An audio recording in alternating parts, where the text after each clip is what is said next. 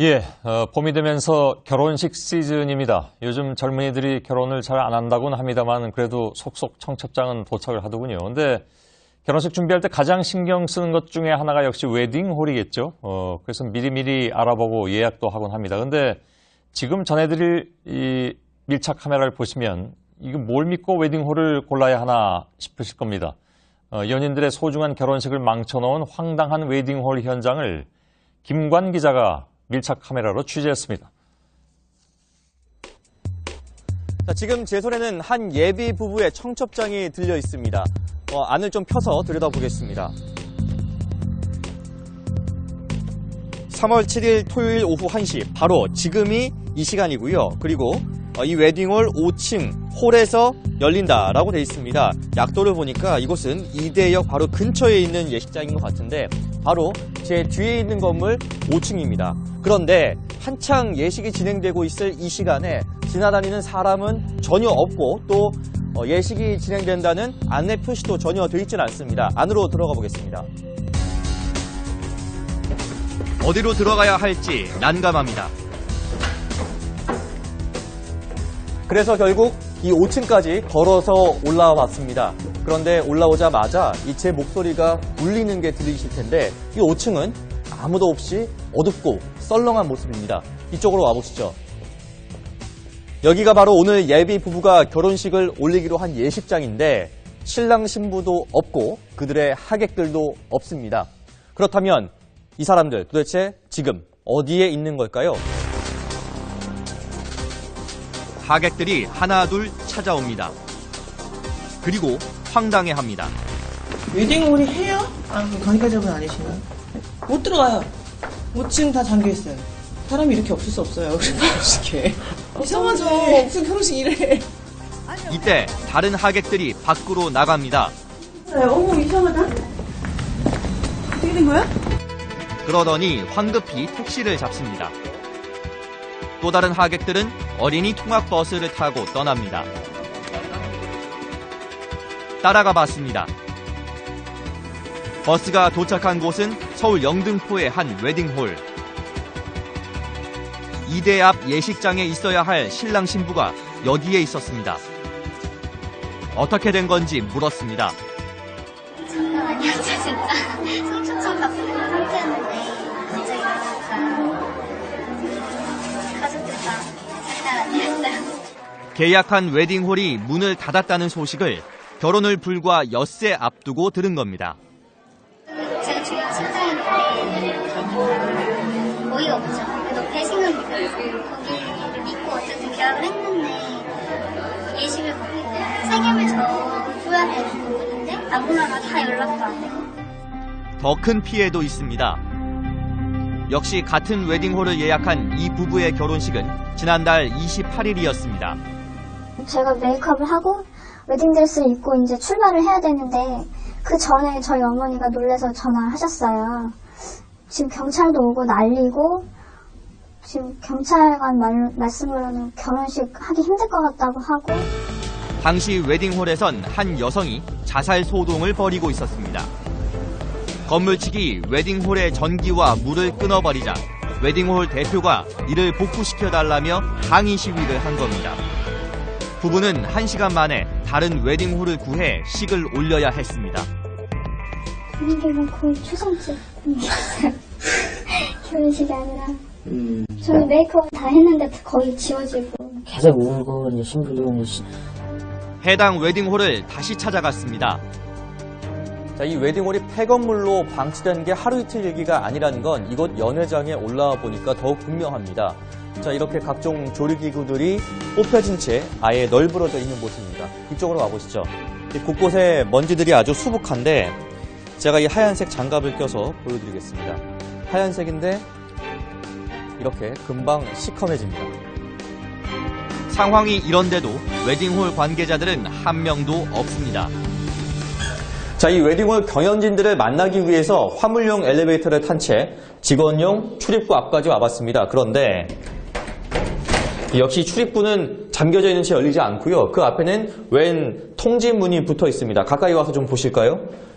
이 제목인데 웨딩홀 층에 대한 퇴거 요청이다라고 되어 있고 그 밑에는 현재 이 웨딩홀 측이 건물을 무단 점유하고 있다는 설명 붙어 있습니다.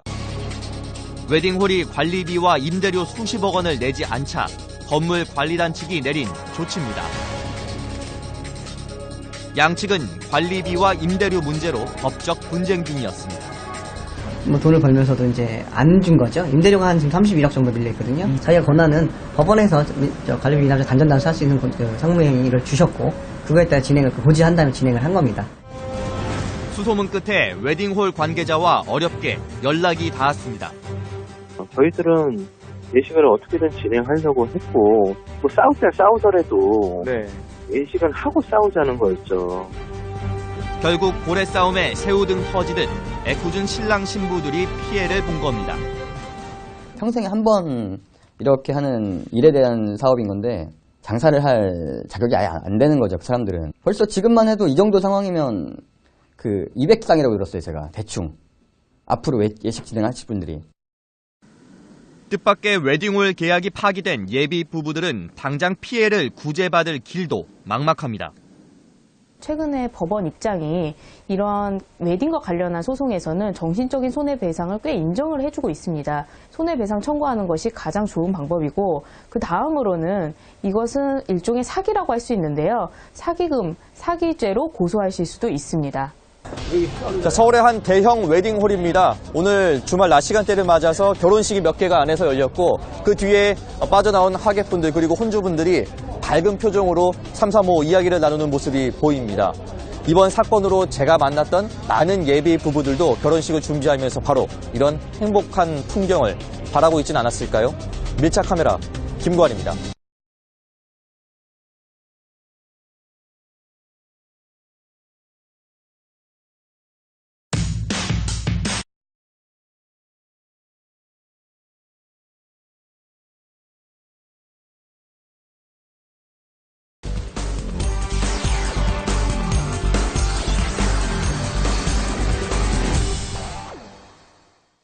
예, 작년에 박근혜 대통령이 서민 생계형 일자리를 늘리겠다고 한 뒤에 대표적인 조치가 나온 것이 푸드트럭 합법화입니다. 당시 새 일자리는 6,000개, 400억 원의 부가가치를 창출할 것이라는 전망을 내놓기도 했습니다. 그러나 1년이 지난 지금 허가받은 푸드트럭은 지난달 기준으로 해서 전국에 불과 33개뿐입니다. 왜 이렇게 됐을까요? 밀착 카메라 안지현 기자입니다. 지난 주말 경기도 화성에서 열린 축제. 유독 사람들이 많이 몰려있는 곳이 있습니다. 개조된 차량 안에서 음식을 판매하는 이른바 푸드트럭입니다. 음식의 조리에서 판매까지 전 과정을 이 차량 안에서 해결할 수 있도록 설계되어 있는데요. 안에 발전기가 있기 때문에 이처럼 차량 안에서도 손쉽게 전기를 사용할 수 있도록 되어 있습니다. 차량 내부를 좀 더 자세히 살펴볼까요? 이쪽을 보시면 이렇게 조리를 위한 가스 레인지도 마련되어 있습니다. 이쪽을 보시면 이처럼 배수구가 있어서 이렇게 남은 음료를 버릴 수도 있습니다. 국내 최초로 푸드트럭 영업 허가를 받은 하역시는 대표적인 성공 사례입니다. 이처럼 푸드트럭 영업을 하려면 우선 지자체 허가를 받아야 합니다. 지자체별 공모를 통해 공원과 체육시설 등에서 영업이 가능합니다. 인천에는 이 같은 과정을 통해 허가받은 푸드트럭 2대가 있습니다. 이석준 씨는 공모에 참여해 2년 계약 3,500만 원에 낙찰받았지만 벌이는 신통치 않습니다. 너무 여기 동떨어져 있기도 하고 노점상들 때문도 잘 안 되는 것 같고요. 100만 원도 안 될걸요? 주변에 별다른 시설이 없어 지나가는 사람조차 많지 않습니다. 저분은 아주 외로우시더라고. 손님도 별로 없고. 합법 푸드트럭인지 알아보기도 쉽지 않습니다. 합법 푸드트럭인 거 알고 계셨나요? 아니요, 전혀 몰랐어요. 이쪽으로 와보시면 이렇게 바닥에 푸드트럭 존이라고 써져 있는 글씨와 함께 트럭 안쪽에 영업신고증이라고 붙어있는 이 자그마한 표식이 전부입니다. 이곳에 합법 트럭만 있는 건 아닙니다. 멀리 희미하게 보이는 불빛은 이 허가받은 푸드트럭에서 나오는 불빛입니다. 그렇다면 이쪽을 한번 보실까요? 이 화려한 조명에 이 LED 조명까지 보이는데요. 이곳은 불법 노점상들이 모여있는 곳입니다. 이 바로 앞에 여기 있기 때문에 지나가는 사람들도 훨씬 많아 보이는데요. 얼마나 많은 사람들이 이용하는지 직접 가서 살펴보겠습니다. 한눈에도 많은 사람들이 보입니다. 주류를 포함해 메뉴도 다양합니다. 어쨌거나 여기는 지금 다 불법이죠. 그렇죠. 근데 여기 가서 장사하면 잘 되죠. 네. 들어온 놈도 미친 놈이고, 수자공사에서 저렇게 한 것도 미친 짓이고. 바로 옆 노점 행위를 금지한다는 표지판이 무색할 정도입니다. 인천의 또 다른 곳도 상황은 비슷합니다. 불법 푸드트럭에는 손님의 발길이 끊이지 않고 있습니다. 또 다른 푸드트럭 영업 장소입니다. 이 허가받은 푸드트럭이 영업할 수 있는 곳인데요. 지금 푸드트럭은 보이지 않습니다. 하지만 주변에 보시면 이 전기를 끌어올 수 있는 시설도 없는 데다가 이 흔한 화장실조차 없어서 이 주변 공간이 굉장히 인적이 드문 상태인데요. 장소적인 메리트가 크게 없어요. 장사를 했을 때 사람들이 지나가다가 화장실 때문에도 이렇게 들어오기도 한단 말이에요. 그런데 이 주차장에는 화장실이 없어요. 이런 이유로 여의도 공원을 비롯해 유동인구가 많은 곳은 불법 노점상이 점령한 상태입니다. 상황이 이런데도 지난주 청년 창업 1호라는 이름으로 또 하나의 푸드트럭이 화려하게 문을 열었습니다. 푸드트럭이 합법화된 지는 1년이 지났지만 이처럼 허가받은 푸드트럭은 전국에 40대가 채 되지 않습니다. 이 전시행정의 사례가 아닌 성공적인 규제개혁의 사례로 남기 위해서는 보다 현실적인 후속 대책이 필요해 보입니다. 밀착카메라 안지연입니다.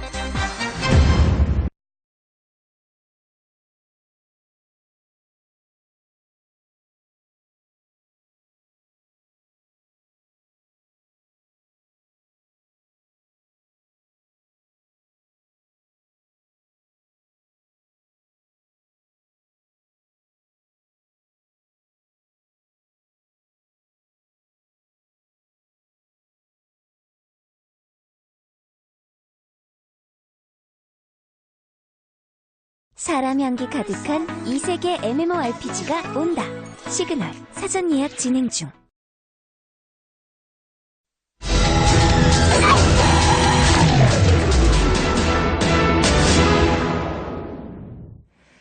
(301-1호) (301-2호) 현관문을 열고 집 안으로 들어가면 그 안에 여러 개의 현관문이 다시 나타나는 일명 방조객입니다. 한 가구가 산다고 등록을 해놓고 실제로는 4가구가 거주하는 식인데요. 한 푼이라도 저렴한 방을 구하려는 20, 30대 청년들이 주로 찾고 있습니다. 문제는 화재라도 나면 방법이 없다는 겁니다. 같은 이유로 경기도 의정부의 한 아파트에서 130명의 사상자를 낸 화재가 있었던 게 불과 지난해의 일입니다. 밀착카메라 박소영 기자입니다. 서울의 한 대학교 앞입니다. 인근 주택가에는 주로 이 학교의 재학생들이 살고 있습니다. 해당 다세대 주택의 건축물 대장을 떼봤더니 보시는 것처럼 8세대가 살고 있다고 등록돼 있습니다. 보시는 것처럼 우편함도 모두 8개입니다. 그런데 자세히 보시면요. 301호-1호, 2호, 3호라고 적혀 있고요. 4층도 마찬가지로 401호-1호, 2호, 3호라고 적혀 있습니다. 어찌된 일인지 안쪽에 들어가 확인해 보겠습니다. 건물 내부에 들어가니 층마다 현관문이 2개씩 있습니다. 401호의 현관문을 열어봤더니 신발장이 보이는 게 아니라 새로운 3개의 방문이 이렇게 보입니다. 바로 옆에 있는 402호의 현관문을 열어봤더니 이것도 마찬가지로 이렇게 1호와 2호로 나눠져 있는 방문이 보입니다. 이 문 한번 열어봤더니요. 그제서야 싱크대와 침대가 있는 원룸이 보입니다. 방 하나를 2-3개로 쪼갠 일명 방조객입니다. 배달원은 이런 건물이 익숙한 듯 현관문을 열고 들어가 세입자에게 주문한 음식을 건넵니다. 401호인 줄 알고 그냥 봤는데 다시 1이라서 방문을 열고 들어가면 또 있는 걸 아니까. 이 일대에서 방조객이 건물을 찾는 건 쉬웠습니다. 3가구가 살 수 있는 이 주택에는 실제로 10가구가 살고 있었습니다. 엄연한 불법입니다. 그냥 좋은 집이니까 2년 계약해서 살면은 학생도 편하게 지낼 수 있을 것 같다고 그냥 그런 식으로만 말씀하셨어요. 보증금 200만 원에 월세 37만 원. 하지만 얇은 칸막이로 방을 나눠 방음에 취약합니다.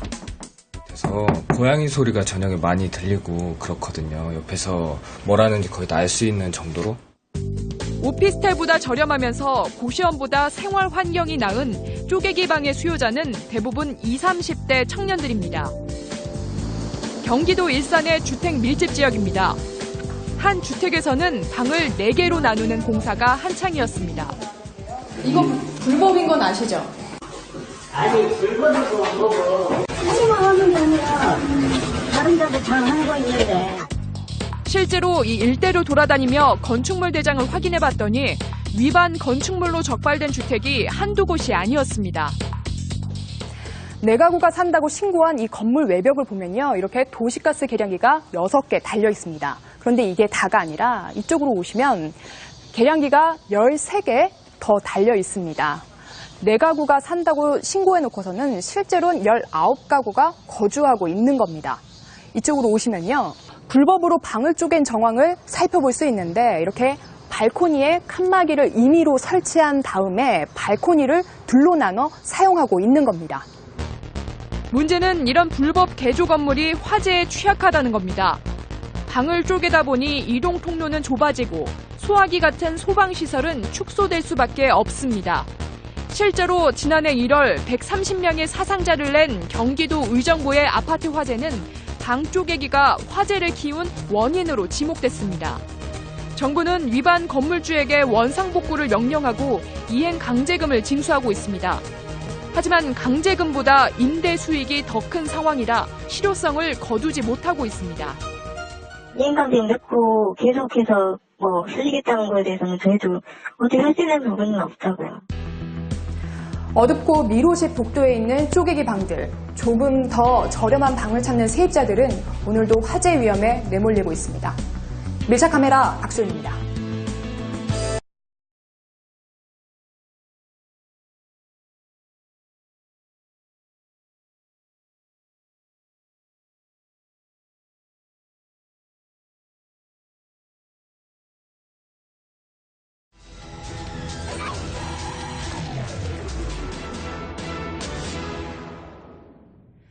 부산 지하철에서는 어제부터 여성만 탑승할 수 있는 여성 배려칸이 운영되고 있습니다.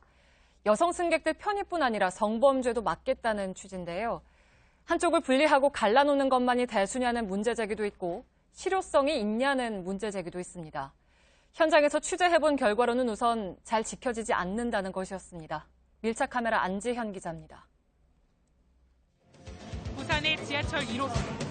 하루 평균 이용객은 44만 명으로 부산 지하철 승객 가운데 절반가량이 이용하는 열차입니다.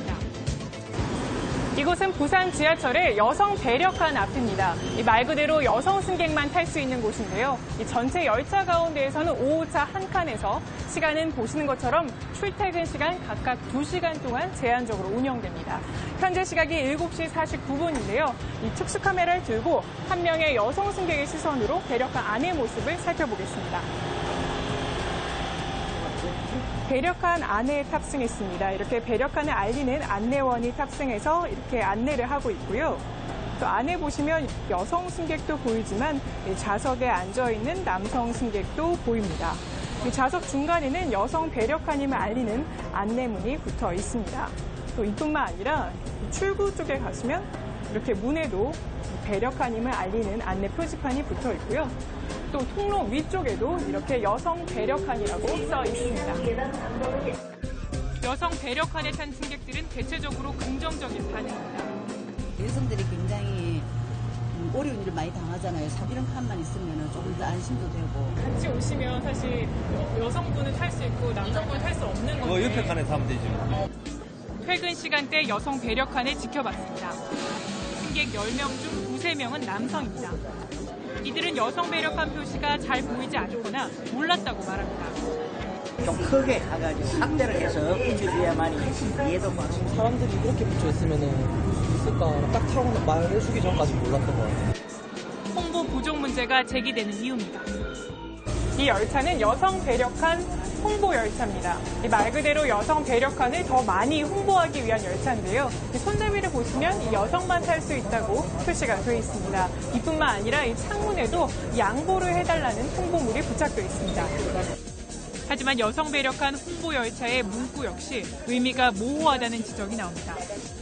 그냥 이 홍보물을 보기에는 여성 배려라기보다는 일반적인 배려를 얘기하는 것 같고 여성과 아이를 부각시켜주면 어떨까. 안전요원이 여성 배려칸이라고 안내하자 승객들이 협조하기도 하지만 판을 좀 이용해 주시면 고맙겠습니다. 실랑이도 벌어집니다. 무조건 승객들한테 그런 식으로 이야기하면 좋게 받아들일 사람이 어디 있습니까? 탁상 공론을 하고 있어요.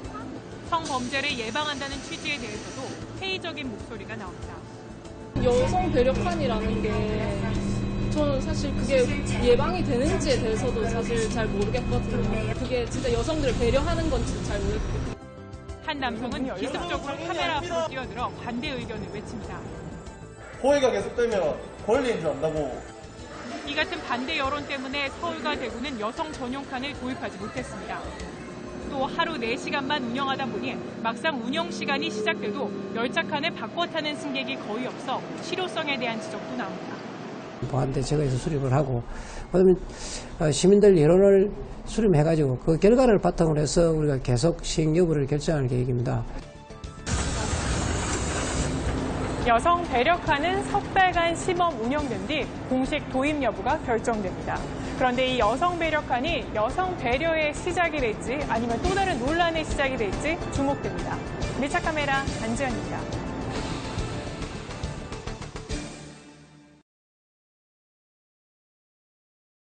양심이 있으면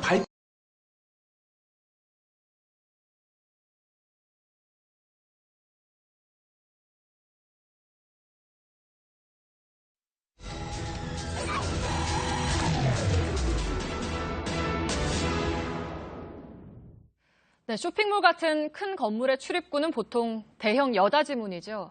앞사람이 뒤에 오는 사람을 위해 문을 잠깐 잡아주는 건 작지만 커다란 배려일 겁니다. 이 배려에 필요한 시간은 딱 2초입니다. 우리 실상은 어떤지 밀착카메라 고석승 기자가 살펴봤습니다. 서울 명동과 연결되는 회원 지하상가입니다. 외국인 관광객들도 많이 찾는 곳이어서 1년 내내 붐비는 곳입니다. 이 상가를 출입하기 위해서는 대형 여닫이 문을 통과해야 합니다. 앞사람이 문을 잡아주지 않으면 뒤에 오는 사람이 유리문에 부딪힐 수 있습니다. 여기 손가락 부상을 조심하라는 스티커도 붙어 있는데요. 실제로 상대적으로 문이 가벼울수록 또 이 속도 제어 장치의 힌지가 낡을수록 이 문의 반동이 커지게 되면서 부상의 위험도 그만큼 높아지게 됩니다. 사람들이 가장 많이 드나드는 출입문에 카메라를 설치해 통행 모습을 지켜봤습니다. 뒤따라오는 이들을 위해서 문을 잡아주는 사람은 찾기 힘듭니다. 이렇다 보니 자칫 부상으로 이어질 수 있는 아찔한 모습도 심심찮게 목격됩니다.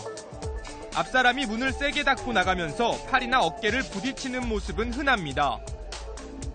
문에 이마를 찍고 놀라기도 합니다.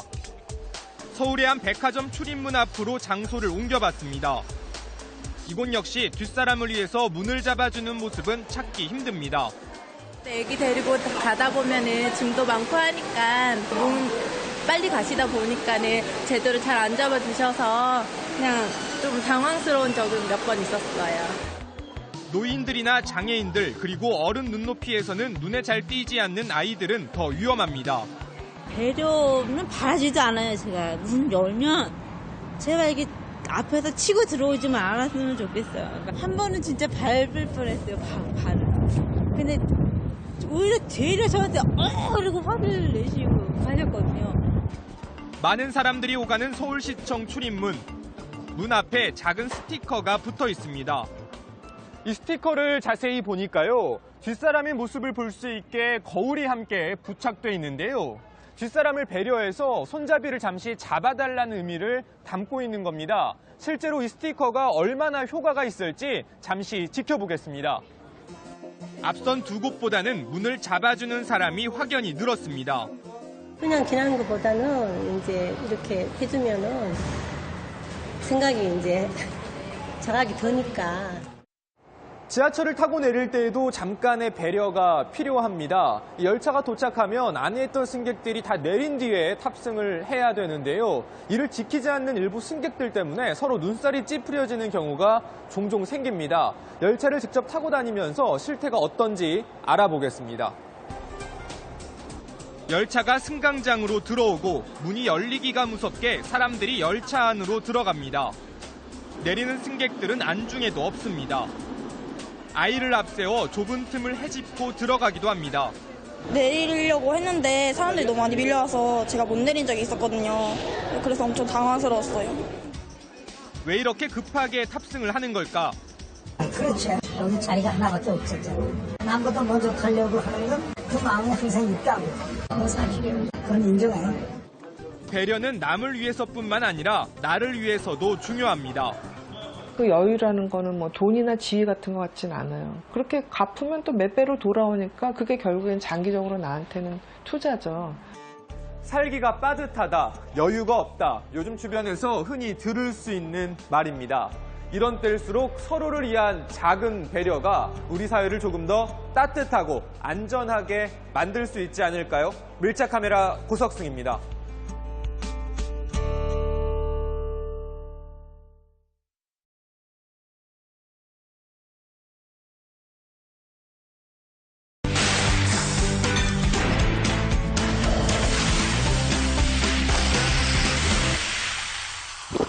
언제나 변함없는 이 맛이 좋다. 시원하다. 칠성사이다가 좋다. 맑고 깨끗한 칠성사이다.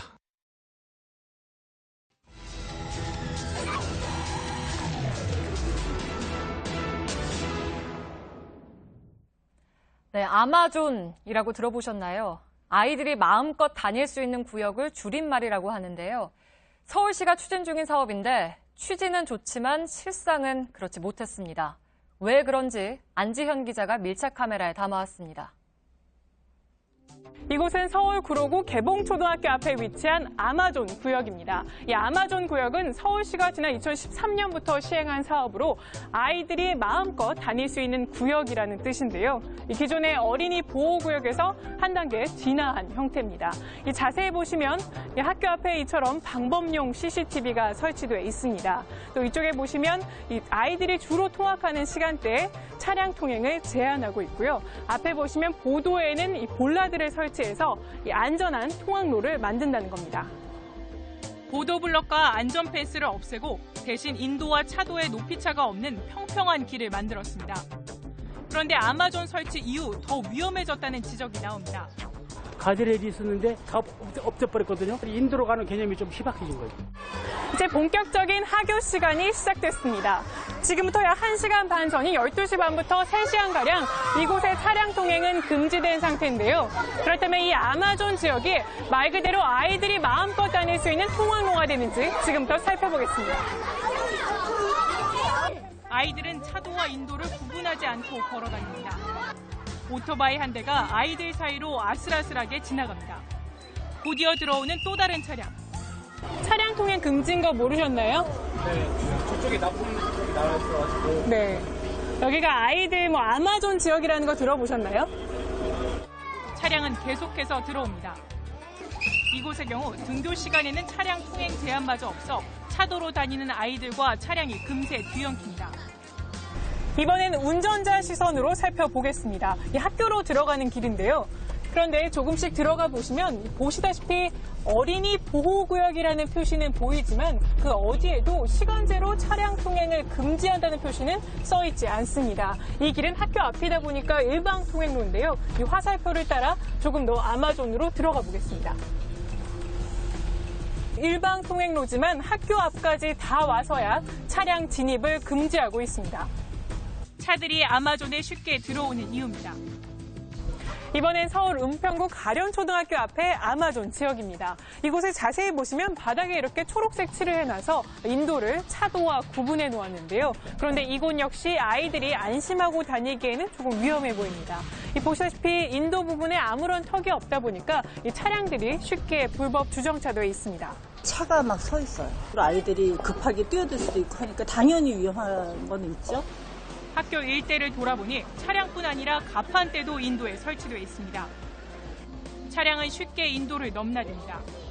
인도를 이용하는 아이들은 많지 않습니다. 어디로 지나가? 일단 여기. 여기? 여긴 차도잖아. 한 차량은 아예 차량 통행 금지 표지판마저 치워버립니다. 홍보 부족도 문제입니다. 370여 개의 학원이 밀집한 노원구의 은행 사거리. 3년 전인 2013년에 설치된 아마존이지만 도로 위 표지판을 제외하고 이를 알아보기는 쉽지 않습니다. 아마존이 어떤 곳인지는 알고 계셨나요? 아니요. 처음 들어? 네. 차만 막 다니고 공원이나 그런 데만 아마존이라고 할 수 있어요. 여긴 아니라고. 서울시는 31억 6천만 원을 들여 서울 내 모두 15곳에 아마존을 설치했습니다. 아마존이나 스쿨존의 가장 핵심은 자동차와 어린이를 근본적으로 분리시켜주는 겁니다. 경계턱이나 가드레일을 설치해서 차와 어린이를 근본적으로 분리시켜줘야죠. 아마존 사업에는 이제껏 30억 원이 넘는 예산이 들어갔습니다. 하지만 여전히 통학로는 아이들이 마음껏 다니기에는 너무나 위험했습니다. 밀착 카메라 안지연입니다.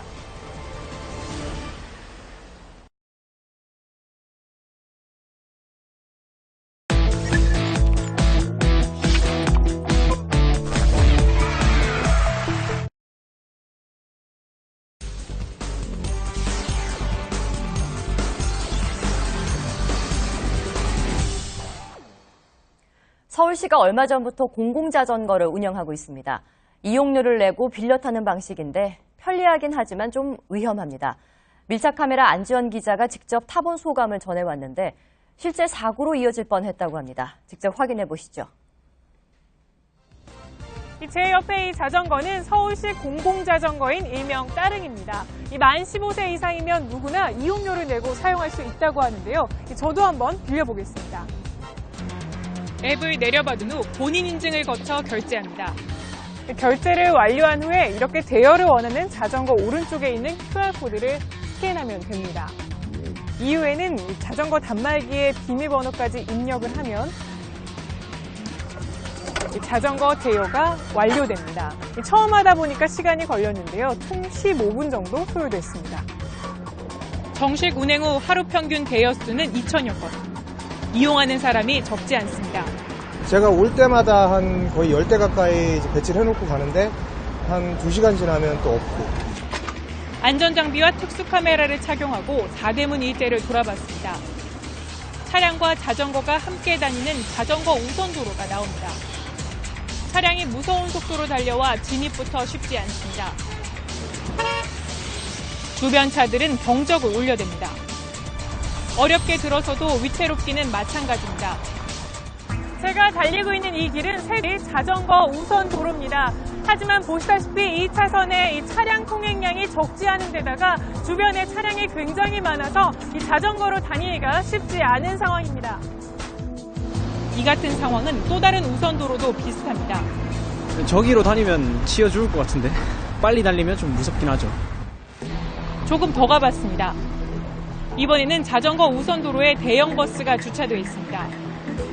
버스 정류장도 간신히 피해갑니다. 여러 대의 버스가 아예 자전거 도로를 점령한 곳도 있습니다. 지금 주차를 하는 게 아니라 차가 밀려서 그렇잖아요. 차량이 너도나도 자전거 우선 도로로 끼어들기도 합니다. 오토바이는 자전거 바로 옆이나 뒤에 붙습니다. 장애물은 이후에도 계속됩니다. 이번엔 자전거 전용 차로입니다. 이렇게 차도 안에 자전거 길을 만들어 놓은 형태인데요. 그런데 군데군데 이렇게 도로가 움푹 패인 곳이 있는 데다가 이 앞쪽을 보시면 경사로까지 설치되어 있습니다. 이런 상황 때문에 아예 인도로 달리는 자전거가 많습니다. 인도에 설치된 자전거 보행자 겸용도로도 문제가 없는 건 아닙니다. 인도 위에 자전거 도로가 설치된 이곳은 이처럼 굉장히 비좁은 데다 이쪽은 아예 자전거 도로밖에 없어서 보행자와 부딪히기 굉장히 쉬운 구조입니다. 좁은 곳의 인도폭은 30cm밖에 안 됩니다. 자전거 운전자는 사람을 피해 아슬아슬하게 고개 운전을 합니다. 아침에 출근 시간 같은 경우는 제가 사람 많이 비켜서 묘기 운행 이런 거 하거든요. 그래서. 자전거 도로를 인식하는 보행자도 많지 않습니다. 색 구분마저 없으면 알아보기 어렵습니다. 상황이 이렇다 보니 사고도 잇따릅니다. 버스와 나란히 달리던 자전거가 순식간에 넘어지고 그 위로 버스가 지나갑니다. 올 9월까지 발생한 자전거 사고는 14,400여 건, 숨진 사람도 200명이 넘습니다. 이 때문에 덴마크에서는 자전거 도로를 보행자 도로나 차도와 완전히 분리해 설계하고 있습니다. 자전거를 생활 속 교통수단으로 정착시키겠다며 도입한 공공자전거 사업. 하지만 공공자전거를 무작정 늘리기에 앞서서 보다 안전한 자전거 도로에 대한 고민이 시급해 보입니다. 밀착 카메라 안지연입니다.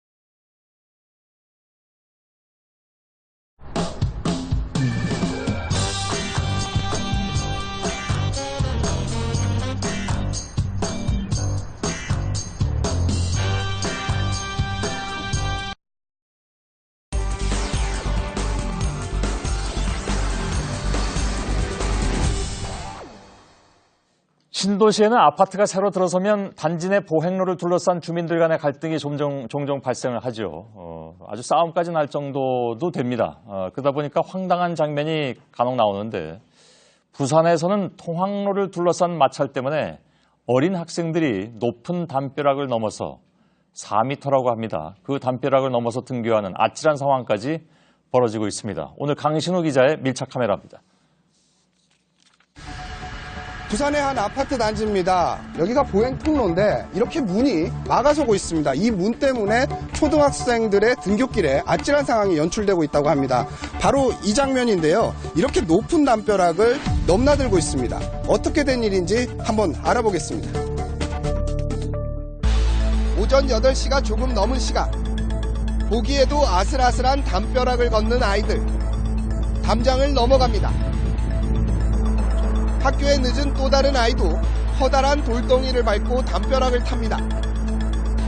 바로 이때 저편에선 다른 아이가 닫힌 출입문을 열고 들어가는 대조적인 모습이 포착됩니다. 무섭죠. 위험하고. 들어와서 절로 넘어가더라니까. 그 애들이라는 걸 어쩔 수 없다니까. 영상에 나왔던 담벼락입니다. 보셨던 것처럼 4m가 훨씬 넘습니다. 제가 직접 한번 올라가 보겠습니다. 어른인 제가 올라가기에도 힘든데요. 직접 이 철조망을 보니까 이렇게나 휘어집니다. 상당히 약하고요.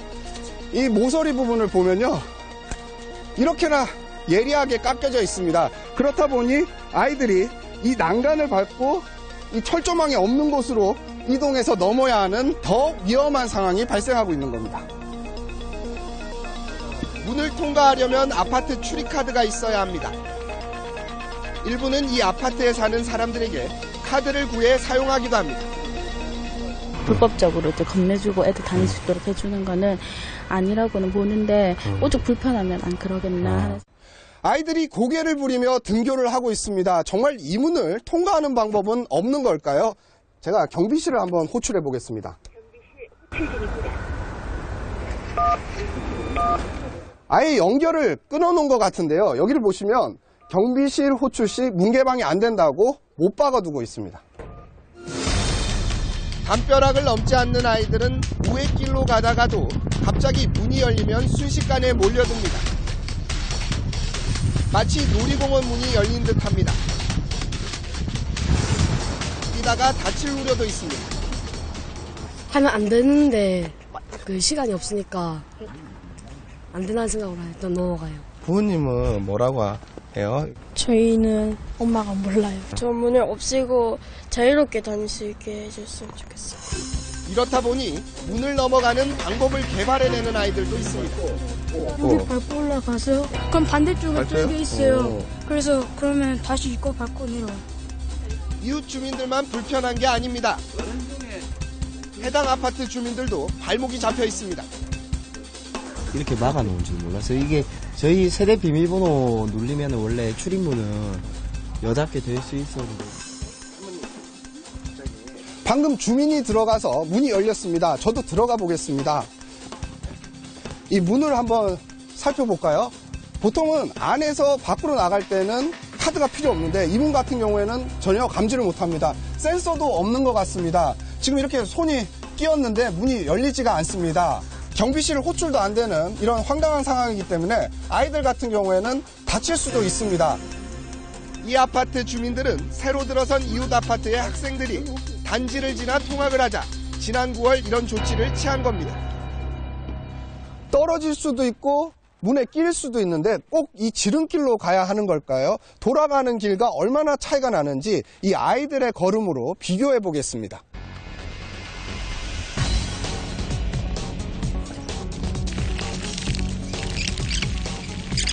검사도 있어서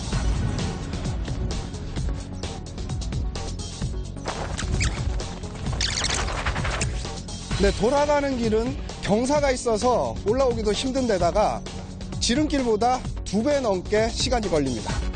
통학 시간만큼이라도 좀 개방해달라, 1시간만 개방해달라고 정말 통사정을 했습니다. 문제의 길은 시가 정한 공공보행 통로여서 차단문을 설치하는 것은 불법입니다.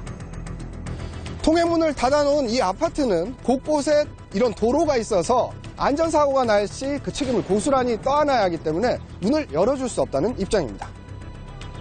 공공보행로에 맞는 설비가 제대로 갖춰져 있지 않다는 주장도 합니다. 공공보행 통로에는 장애 루트로 시설이 돼 있어야 돼요. 그것도 안 돼 있고 시설도 안 되는데 허가 내주는 게 돈이고요.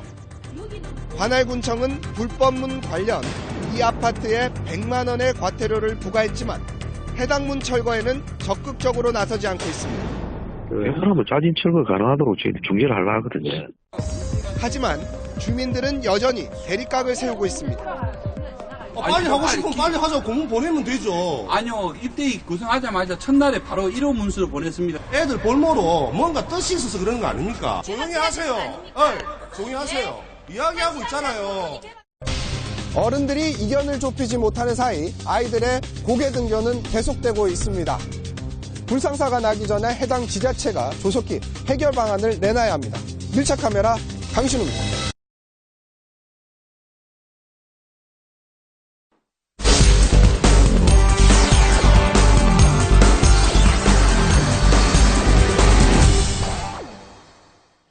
강력범죄를 예방하기 위해서 동네 곳곳에 설치된 CCTV에는 요즘 음성 기능이 더해진 비상벨까지 많이 부착이 되어 있습니다. 그런데 이 비상벨이 재구시를 못하는 경우가 많다고 하는군요. 오늘 밀착 카메라에서는 강신우 기자가 현장에 가서 비상벨을 눌러봤습니다. 비 내리는 어두운 밤, 쫓기듯 걷는 여성, 비상벨을 연신 누릅니다.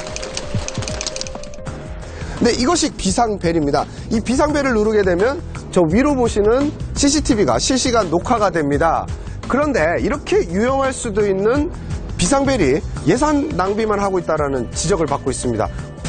2012년 오원춘 사건 등 강력 사건이 벌어진 이후 전국 지자체들이 방범용 CCTV 기능을 향상시키면서 비상벨 설치도 덩달아 늘었습니다. 현재 경기도 내에만 13,000여 개. 그런데 현장에서 눌러보니 문제가 있습니다. 제가 크게 얘기하는데 안 들려요?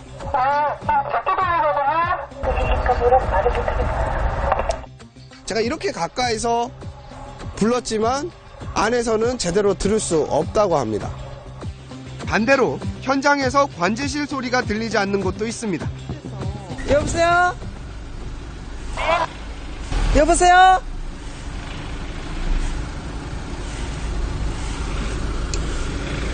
밖에서 마이크를 가까이 안 하는 것 같아요. 근데 이거 스피커 나쁜 거예요. 네. 오원춘과 박충봉 사건이 일어난 곳과 인접한 주택가입니다. 이곳에도 이렇게 비상벨이 있는데요. 어떤 시스템으로 운영이 되고 있는지 제가 한번 눌러보겠습니다. 여러 차례 눌러봤는데 불은 들어와 있는데 작동을 하지 않고 있습니다. 이같이 제대로 작동하지 않아 수리를 받은 비상벨은 지난해 수원시에만 110여 개, 10개당 1개꼴입니다. 고장만이 문제가 아닙니다. 비상벨을 누르면 얼마나 빨리 반응이 오는지 제가 한번 확인해 보겠습니다.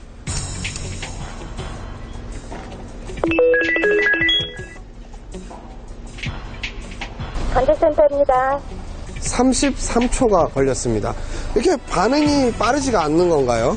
누르면 이렇게 안 되는 오랫동안 거예요? 누르면 벨소리가 오랫동안 나기 때문에 그 차이점 때문에 그럴 겁니다. 아이들의 접근성도 떨어집니다. 네, 이곳 어린이 보호구역에도 이렇게 비상벨이 설치는 돼 있습니다. 이 비상벨 설치의 높이를 한번 보면 170cm가 됩니다. 때문에 키가 작은 어린아이들 같은 경우에는 이 비상벨을 누르기가 힘이 듭니다. 비상벨 주변 환경도 문제입니다. CCTV가 설치된 이곳에도 저렇게 비상벨이 설치되어 있습니다. 이곳 역시 이 차가 전방을 가로막아 서고 있습니다. 그런데 냄새와 파리가 많이 날리고 있는데요. 이 돌아서서 보니 이번에는 쓰레기가 막아서고 있습니다.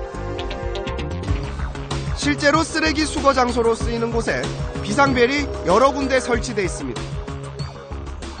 근데 이곳에 있는 비상벨은 다행히 차나 쓰레기로 막혀 있지는 않은데 이런 난간이 떡하니 버티고 있어서 누르기가 상당히 부자연스럽습니다. 이뿐만이 아니라 지나가는 사람 시선 컷으로 한번 잡아주실까요? 사람들이 지나가다가도 여기에 비상벨이 있다는 사실을 알기가 쉽지가 않습니다. 왜 이런 구조로 만드셨나요? 그러면요, 저희가 AS팀에게 얘기해서 조치하도록 하겠습니다. 네, 바로 이곳이 관제센터입니다.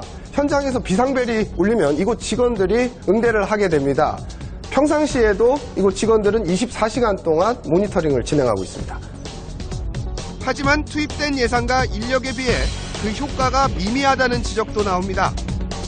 경기도 일부 시에서는 지난 9년간 비상벨을 통한 위험이나 사고 신고가 한 건도 없었습니다. 비상벨이 좀 효율성이 떨어진 부분이고 그런 상황에서는 휴대폰을 이용한 신고가 효과적이지 않을까라는 생각입니다. 비상벨 설치에 드는 비용은 평균 50만 원. 경기도에서만 64억 원가량이 투입됐습니다. 이렇다 보니 관리가 어렵다는 이유 등으로 비상벨을 철거하는 지자체가 나오고 있습니다. 5개에 돼 있다 보니까 수시로 고장이 나고 있습니다. 고장 유무를 파악이 불가능한 상태입니다. 그야말로 비상벨 관리에 비상이 걸린 겁니다. 제대로 활용하기만 하면 범죄 예방과 범인 검거에 큰 도움이 되는 비상벨. 더 이상 예산 낭비라는 비판을 받지 않도록 이런 주변 정리와 함께 신속한 보수 등 철저한 관리 감독이 필요해 보입니다. 밀착 카메라 강신호입니다.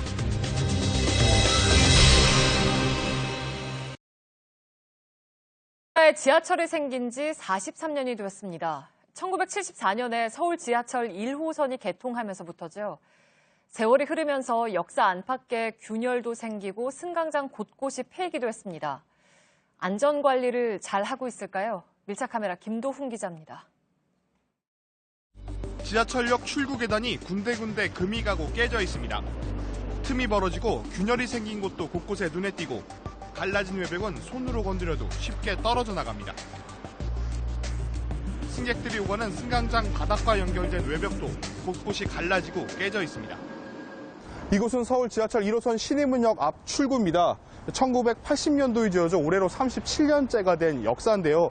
처마 위쪽을 보면 콘크리트 조각이 군데군데 떨어져 나가서 자칫 지나는 행인 머리 위로 떨어질 우려도 있습니다. 조금 더 한번 뒤쪽으로 와서 살펴보면요. 이 기둥과 천정, 콘크리트 조각들이 곳곳에 떨어져 나가 있는 흔적을 볼 수 있습니다. 안쪽 상황은 어떨지 지금부터 한번 들어가서 확인해 보겠습니다. 승객들이 지하철을 타고 내리는 승강장 내부에도 곳곳에서 균열의 흔적이 발견됩니다. 천장에는 곰팡이가 피어있고 승강장과 연결되는 바닥엔 금이 생겼습니다. 그 쇠면 같은 게 좀 갈라지면 그거 뭐 막말로 땜빵하는 그 정도 수준이고 계속 민원을 제기해도 시정이 안 되더라고요. 불안하죠. 그러니까 여기를 붙어서 안 가요. 먼 발치 떨어져서 가는 거죠. 1979년 지어져 올해로 38년째를 맞는 또 다른 1호선 역사는 하루 평균 이용객이 2만 명에 이릅니다. 스크린도어 설치 공사를 위해 승강장 출입문과 맞닿는 곳마다 시설물이 설치된 공간에 검은색 고무 발판이 깔려 있습니다. 자세히 살펴보니 승강장 곳곳에 콘크리트가 부서지고 갈라진 채 방치돼 있습니다. 아파트만 해도 한 30년 되면은 이게 다시 재개발하고 또 이렇게 수리를 하는데 여기는 진짜 너무 오래돼가지고 너무 노후화된 것 같아요. 위험하기도 하고 깔끔하게 좀 정리된 그런 시설 보수를 좀 했으면 좋겠어요. 스크린도어 공사를 위한 사전 작업 구간과는 떨어져 있어 노후화로 인한 것으로 추정됩니다. 이곳은 지하철 1호선 광운대역 승강장입니다. 이 바닥에는 이렇게 고무 매트가 깔려 있고요. 이 고무 매트 아래에는 나무 판자가 덧대어 있는 걸 볼 수 있습니다. 이 아래쪽 상황이 어떤지 한번 관찰 카메라로 살펴보니까요. 콘크리트가 깊게 패이고 떨어져 나간 흔적을 볼 수 있습니다. 자칫 많은 사람들이 이곳에 몰릴 경우 인명사고로까지 이어질 수 있는 상황입니다. 코레일 측은 다중이용시설인 역사는 시설물의 안전관리에 관한 특별법에 따라 정기적인 안전진단을 실시하고 있고 신임문역과 광운대역 모두 지난해 기준 안전진단에서 B등급을 받았다고 밝혔습니다. 건물이 붕괴 의미나 이런지 있는지 안전한지 그 시설물에 대한 등급을 나누고 있습니다. 공사 준비 차원에서 나눈 거고요. 향후에 다 보완이 될 거고요. 서울 지하철 하루 평균 이용객은 약 800만 명에 이릅니다. 노후 지하철 역사에 대한 좀 더 꼼꼼하고 체계적인 안전관리가 필요한 이유입니다. 밀착 카메라 김도훈입니다.